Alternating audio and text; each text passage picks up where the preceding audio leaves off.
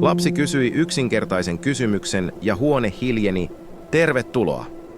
Tämä on tarina, joka tapahtui pienessä kylässä Pohjois-Suomessa, talven sydämessä. Se on tarina siitä, miten yksi lapsi, yksi yksinkertainen kysymys muutti kaiken, ei dramaattisesti, ei kova äänisesti, vaan hiljaa, kuten kaikki tärkeät asiat Suomessa. Tämä ei ole tarina sankaruudesta tai rikkaudesta, ei näyttävistä teoista tai suurista eleistä. Se on tarina sisusta, siitä hiljaisesta vahvuudesta, joka kulkee suomalaisten verissä. Siitä, miten rehellisyys palkitaan, miten vanhuksia kunnioitetaan ja miten nöyryys ja sinnikkyys voittavat lopulta kaiken muun. Tämä on tarina meistä kaikista.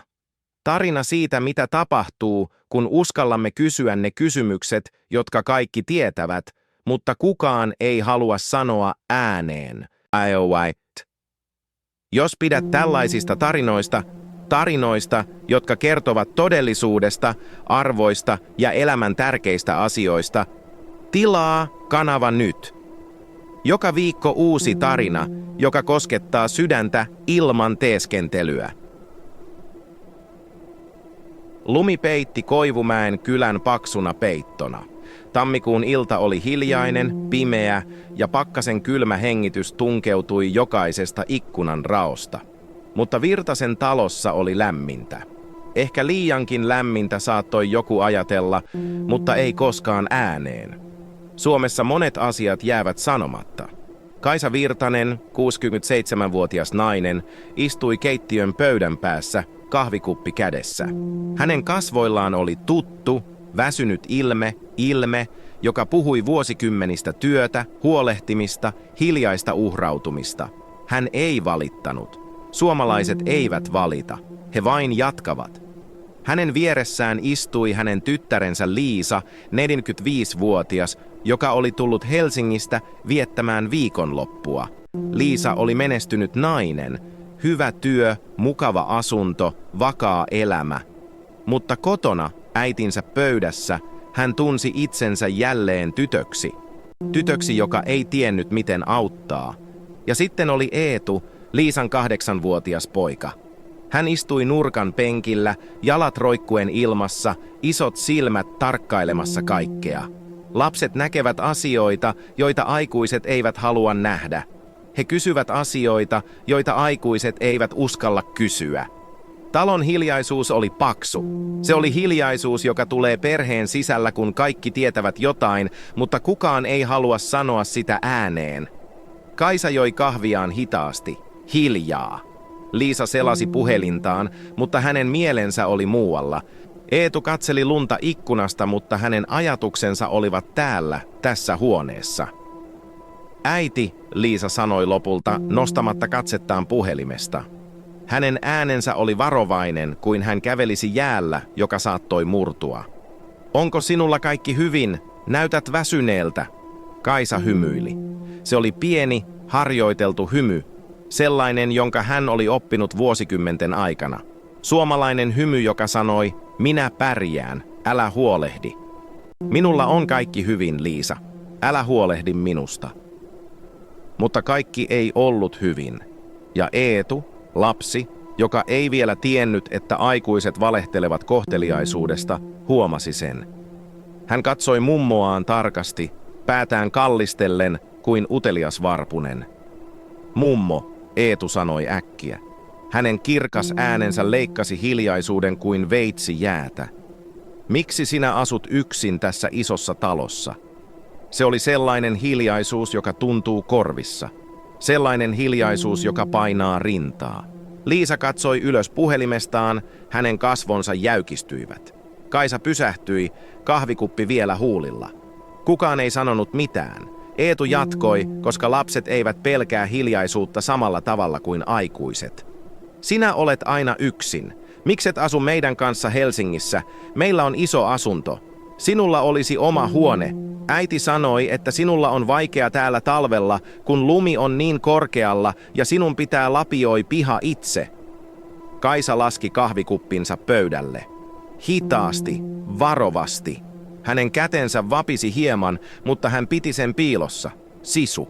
Älä näytä heikkoutta, älä ole taakka. Eetu, rakas, hän sanoi pehmeästi. Minä asun täällä, koska tämä on minun kotini. Olen asunut täällä koko ikäni. Tämä on minun paikkani maailmassa. Mutta etkö ole yksinäinen? Eetu kysyi. Hänen äänensä oli niin vilpitön, niin suora, niin vapaa kaikesta aikuisten monimutkaisuudesta. Ja siinä se oli. Kysymys, jonka kukaan ei ollut rohjennut kysyä ääneen. Kysymys, joka riippui ilmassa joka kerta, kun Liisa soitti äidilleen. Kysymys, joka painoi Kaisan hartioita joka ikinen päivä, joka ikinen yö. Liisa sulki silmänsä hetkeksi. Hän oli halunnut kysyä saman kysymyksen niin monta kertaa, mutta hän ei ollut uskaltanut, koska hän pelkäsi vastausta. Pelkäsi, että äiti sanoisi, kyllä, olen yksinäinen, mutta en halua olla taakka. Pelkäsi, että hänen täytyisi kohdata totuus, että hän oli jättänyt äitinsä yksin. Kaisa katsoi ulos ikkunasta. Lumi kimmelsi katulamppujen valossa kuin timantit. Kaunis, kylmä, yksinäinen. Eetu, hän sanoi lopulta, hänen äänensä tasainen. Yksinäisyys ja yksin oleminen ovat kaksi eri asiaa. Eetu katsoi häntä uteliaasti. Mikä ero niissä on? Kun olet yksin, Kaisa selitti hitaasti, valitsemalla sanansa huolella.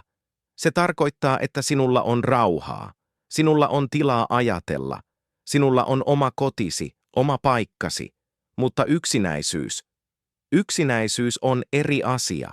Se tarkoittaa, että et tunne ketään, että kukaan ei välitä, että olet maailmassa yksin. Mutta äiti välittää sinusta, Eetu sanoi nopeasti, osoittaen Liisaa. Ja minä välitän sinusta, ja isä välittää, ja kaikki välittävät.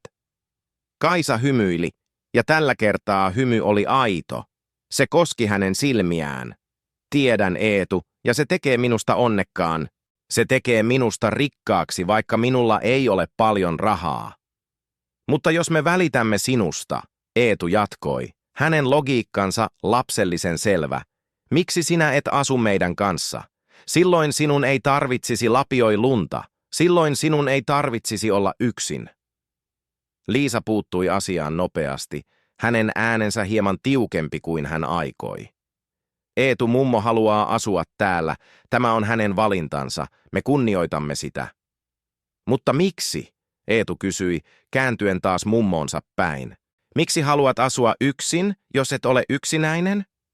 Kaisa oli hiljaa pitkään.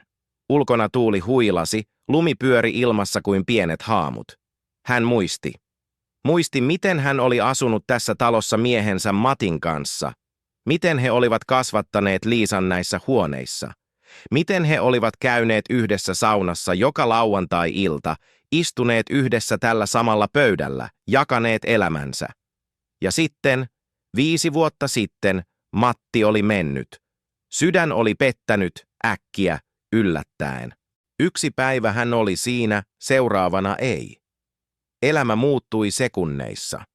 Talo oli tullut hiljaisemmaksi, mutta se oli yhä hänen kotinsa. Siellä oli hänen muistonsa, hänen elämänsä, hänen identiteettinsä. Koska tämä on minun paikkani, Kaisa sanoi lopulta, hänen äänensä lähes kuiskaus. Täällä ovat muistoni, täällä on minun elämäni. Täällä Matti ja minä rakensimme kaiken. En halua olla taakka kenellekään. En halua, että minusta tulee projekti, jonka äiti täytyy hoitaa. Taakka! Eetu katsoi häntä hämmentyneenä, hänen pieni otsansa rypistyi. Sinä et ole taakka, sinä olet mummo. Mummot eivät ole taakkoja. Mummot ovat mummoja. Ja siinä se oli jälleen, lapsen yksinkertainen, kristallinkirkas totuus. Aikuiset käärivät kaiken monimutkaisuuksiin, velvollisuuksiin, häpeään, ylpeyteen. Mutta lapselle asiat olivat selkeitä. Mummo oli mummo, ei taakka, ei projekti, vain mummo, jota rakasti. Liisa tunsi kyyneleiden polttavan silmissään. Hän oli miettinyt samaa asiaa vuosia. Vuosia hän oli halunnut pyytää äitiään muuttamaan heidän luokseen Helsinkiin. Mutta hän ei ollut koskaan uskaltanut sanoa sitä ääneen. Miksi? Koska hän pelkäsi. Pelkäsi, että äiti tulisi vain velvollisuudesta, ei halusta. Pelkäsi, että se muuttaisi kaiken heidän välillään. Pelkäsi, että hän ei olisi tarpeeksi hyvä tytär.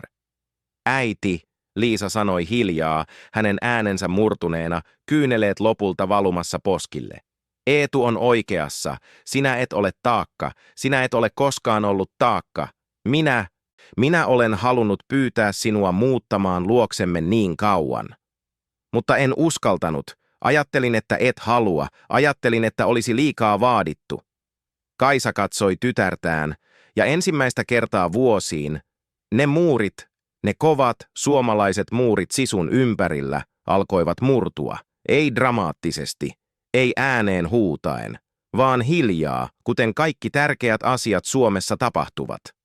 Kuin jää, joka alkaa sulaa kevään ensimmäisessä auringossa. Kerron teille tarinan, Kaisa sanoi hitaasti, hänen kätensä kietoutuen kahvikupin ympärille, lämpöä hakien. Tarinan, jota en ole koskaan kertonut ääneen, ei edes Matille kaikissa niissä vuosissa. Liisa ja Eetu katsoivat häntä tarkasti, hiljaa. Ulkona lumi jatkoi satamista, pehmeänä, hiljaisena. Kun olin nuori nainen, Kaisa aloitti, hänen katseensa kaukana, menneisyydessä, minun äitini asui yksin, aivan kuten minä nyt. Hän oli vahva nainen, itsepäinen, ylpeä. Hän ei halunnut muuttaa kenenkään luokse, vaikka me kaikki pyysimme. Hän sanoi aina saman asian, minä pärjään, minä en halua olla kenellekään vaivaksi. Liisa kuunteli tarkasti. Hän ei ollut koskaan kuullut äitinsä puhuvan omasta äidistään näin avoimesti. Hänen isoäitinsä oli kuollut, kun Liisa oli vielä pieni. Vain hämäriä muistoja jäljellä. Ja sitten, Kaisa jatkoi, hänen hengityksensä hieman raskaampaa, eräänä talvena, joka oli aivan kuin tämä, hän kaatui. Lumi oli liukasta portailla, hän meni ulos hakemaan puita ja kaatui. Hän makasi siellä 2 tuntia pakkasessa ennen kuin naapuri löysi hänet. 2 tuntia. Kaisa toisti sanat, kuin hän olisi laskenut jokaisen minuutin. Pakkanen oli -20. Hän ei voinut nousta. Lonkka oli murtunut. Hän makasi siellä, yksin kivuissaan, huutaen apua, mutta kukaan ei kuullut. Talo oli liian kaukana tiestä. Naapuri sattui vain ohittamaan. Eetu katsoi mummoaan isoilla, pelokkailla sylen äänensä oli pieni. Parantuiko hän? Keho parantui, Kaisa sanoi hiljaa. Lonkka parani, mutta hän ei ollut enää sama. Hän muutti meidän luoksemme sen jälkeen. Ei ollut vaihtoehtoa, mutta hän ei ollut koskaan onnellinen. Hän istui vain tuolissa, katsoi ulos ikkunasta ja sanoi joka päivä, minun kotini on tuolla, ei täällä, tämä ei ole minun paikkani. Kaisa hiljeni hetkeksi, hänen hengityksensä epätasainen. Hän kuoli vuoden kuluttua. Lääkärit sanoivat, että se oli sydän, mutta minä tiedän, että se ei ollut vain sydän. Se oli se, että hän menetti paikkansa maailmassa. Hän menetti sen, mikä teki hänestä hänet.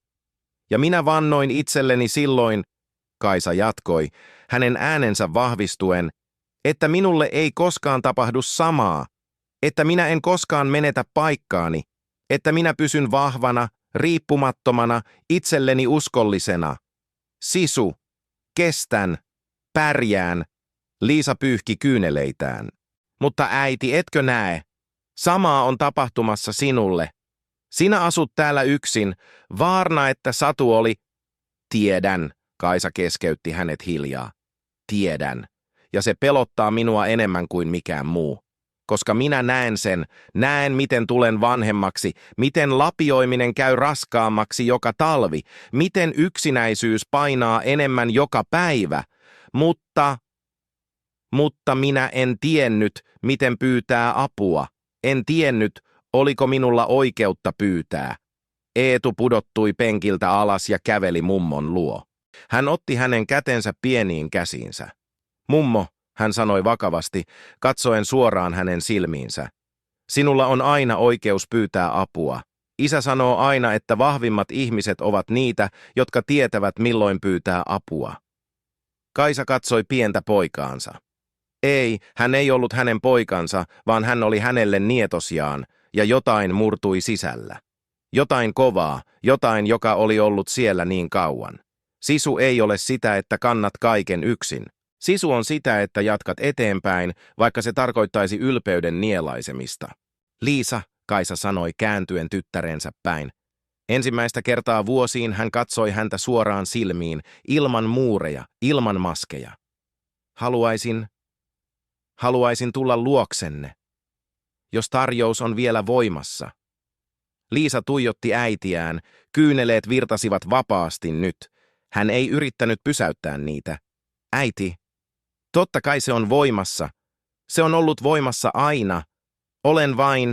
Olen vain pelännyt kysyä. Mutta minun täytyy sanoa jotain, Kaisa jatkoi, hänen äänensä vahva, vaikka se vapisi hieman. Jos tulen, en halua olla vain vanha nainen, jota hoidetaan. Haluan olla osa perhettä. Haluan auttaa. Haluan tehdä ruokaa. Haluan hoitaa Eetua, kun te olette töissä. Haluan olla tarpeellinen. Liisa hymyili kyyneleiden läpi. Äiti, sinä olet aina ollut tarpeellinen. Meille kaikille. Mutta ehkä on aika antaa meidän olla tarpeellisia sinulle myös. Eetu hyppäsi ilosta. Sinä tulet asumaan meille. Oikeasti, saat oman huoneen ja voit opettaa minulle tekemään Karjalan piirakoita niin kuin luvansit, Kaisa nauroi. Se oli ensimmäinen aito nauru kuukausiin. Karjalan piirakat kyllä, ja ehkä voisin opettaa sinulle myös hiihtämään kunnolla. Sinä helsinkiläispoika tarvitset kunnon opetusta. Mutta sitten hänen hymynsä himeni hieman. Mutta tämä talo on ollut kotini niin kauan. Me emme myy sitä, Liisa sanoi nopeasti. Ainakin ei heti. Voimme pitää sen. Voimme tulla kesäisin. Tehdä siitä kesämökki. Eetu rakastaisi sitä, eikö olekin, Eetu? Kyllä, Eetu hihkui. Voisimme tulla joka kesä ja uida järvessä ja grillata makkaraa. Kaisa katsoi ympärilleen keittiössä. Muistot olivat kaikkialla. Matti tuossa nurkassa, kahvikuppi kädessä, lukemassa aamulehteä. Liisa pieni tyttönä, juoksemassa sisään lumihiutaleet hiuksissaan. Joulut, juhannukset, tavalliset päivät, elämä. Muistot eivät ole vain näissä seinissä, Liisa sanoi hiljaa, kuin hän olisi lukenut äitinsä ajatukset. Ne ovat meissä, sinussa, minussa, Eetussa. Me olemme niiden jatkumo, ja kun olemme yhdessä, muistot elävät. Kaisa nyökkäsi hitaasti. Hän ymmärsi. Koti ei ollut paikka. Koti oli ihmiset. Koti oli rakkaus. Koti oli yhteys. Seuraavat viikot olivat täynnä valmisteluja. Kaisa ei muuttanut heti. Sisu ei kadonnut yhdessä yössä, mutta jotain oli muuttunut. Hän soitti Liisalle joka päivä nyt, ei vain kerran viikossa. He puhuivat aidosti, ilman maskeja. He jakoivat pelkonsa, toiveensa, suunnitelmansa. Kaisa alkoi käydä läpi tavaroitaan. Mitä ottaa mukaan, mitä jättää, mitä antaa pois. Se oli tuskaista työtä. Jokainen esine kantoi muistoa. Mutta hän teki sen, koska hän tiesi. Elämä oli eteenpäin menemistä, ei paikallaan pysymistä. Naapurit kuulivat uutisen. Pienessä kylässä uutiset leviävät nopeasti. Monet tulivat käymään, toivat kahvia, makkaraa, hiljaista tukea. Eivät sanoneet paljon, suomalaiset eivät sano paljon, mutta Kaisa tiesi. Hän tiesi, että he ymmärsivät. Vanha Mäkinen, 82-vuotias mies naapuritalosta, istui Kaisan keittiössä eräänä iltapäivänä. Teit oikean päätöksen, hän sanoi suoraan, kuten vain vanha mies voi sanoa. Minun vaimoni olisi vielä elossa, jos hän olisi tehnyt saman. Kaisa katsoi häntä yllättyneenä. Mäkisen vaimo oli kuollut 2 vuotta sitten. Todella? Hän oli kuin sinä, Mäkinen sanoi, katsoen kahvikuppiaan. Vahva, itsepäinen, ei halunnut olla taakka, mutta sydän petti lopulta. Liian paljon stressiä, liian paljon yksinään pärjäämistä. Lääkäri sanoi, että jos hän olisi ollut vähemmän stressaantunut, hänellä olisi voinut olla enemmän aikaa. Hän katsoi Kaisaa suoraan. Sisu on hyvä asia, mutta liika sisu voi tappaa. Joskus vahvin teko on pyytää apua. Ne sanat jäivät Kaisan mieleen. Joskus vahvin teko on pyytää apua. Koko hänen elämänsä hän oli ajatellut päinvastoin. Mutta ehkä se oli ollut väärässä. Helmikuun lopussa, kun päivät alkoivat pidentyä ja aurinko nousi hieman korkeammalle, Kaisa pakkas viimeiset laatikkonsa. Liisa ja hänen miehensä Jukka tulivat hakemaan hänet. Eetu juoksi sisään, innoissaan. Mummo, huoneesi on valmis. Siellä on iso ikkuna, josta näkee puiston, ja meillä on sauna. Voimme käydä saunassa joka lauantai aivan kuin ennen. Kaisa hymyili, mutta hänen silmänsä olivat kyynelissä. Hän katsoi viimeisen kerran ympärilleen talossa, joka oli ollut hänen kotinsa niin kauan. Kiitos, hän kuiskasi ääneen, kenelle, hän ei tiennyt. Matille ehkä, tai talolle, tai muistoille. Äiti, Liisa sanoi hiljaa kädestä kiinni pitäen. Oletko valmis? Kaisa hengitti syvään. Ulkona lumi kimmelsi auringonvalossa. Kevät oli tulossa. Uusi alku. Kyllä, hän sanoi. Olen valmis. Elokuu oli lämmin. Kesä Helsingissä oli ollut kaunis, ja Kaisa oli oppinut rakastamaan kaupunkia uudella tavalla. Ei paikkana, jossa hän oli muukalainen, vaan paikkana, jossa hän kuului. Hän heräsi joka aamu Eetun nauraessa. Hän teki aamiaista perheelle. Hän käveli puistossa Liisan kanssa. Hän tapasi muita mumuja leikkipuistossa ja he juttelivat, jakoivat tarinoita. Hän ei ollut enää yksin. Mutta parasta oli, että hän tunsi itsensä tarpeelliseksi. Kun Liisa ja Jukka olivat töissä, hän hoiti Eetua. Hän opetti hänelle asioita, joita vain mummo voi opettaa. Kärsivällisyyttä, historian, perinteitä. He leipoivat yhdessä Karjalan piirakoita ja Eetu oli ylpeä jokaisesta, vaikka ne olivat vähän vinoja.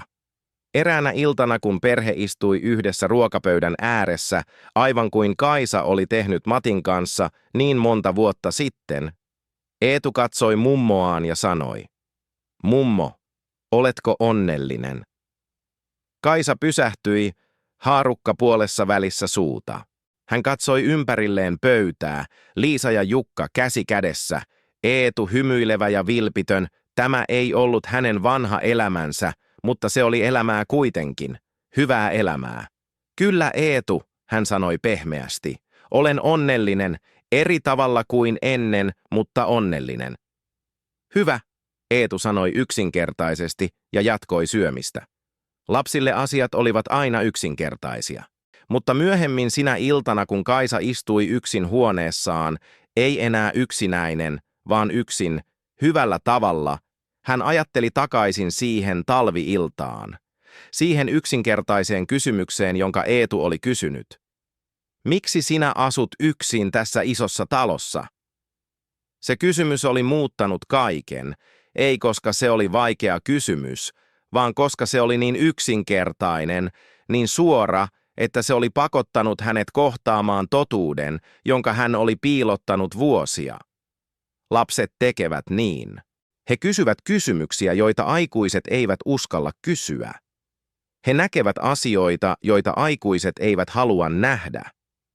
He puhuvat totuuksia, joita aikuiset peittävät kohteliaisuuteen ja pelkoon. Ja joskus, jos meillä on sisua, aitoa sisua, ei vain itsepäisyyttä, että me kuuntelemme. Me kohtaamme totuuden, me teemme muutoksen. Tämä tarina ei ole vain Kaisasta, Liisasta ja Eetusta. Se on tarina meistä kaikista.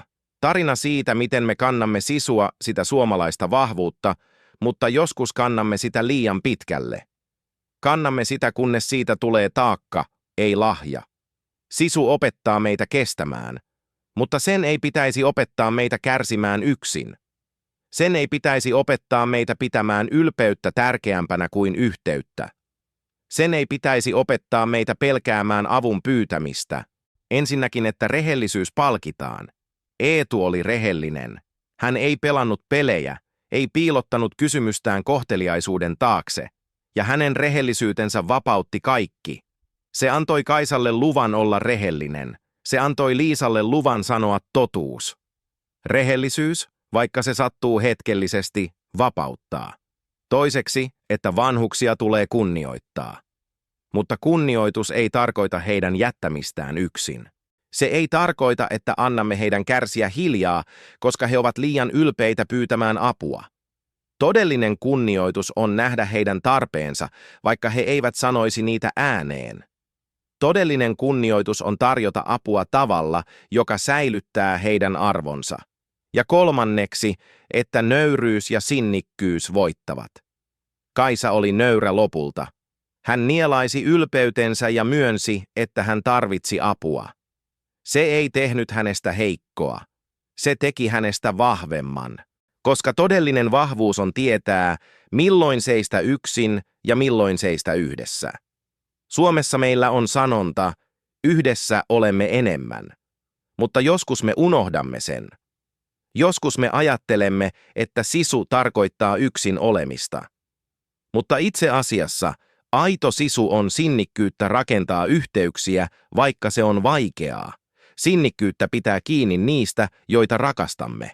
Sinnikkyyttä pyytää apua, vaikka se on nöyryyttävää.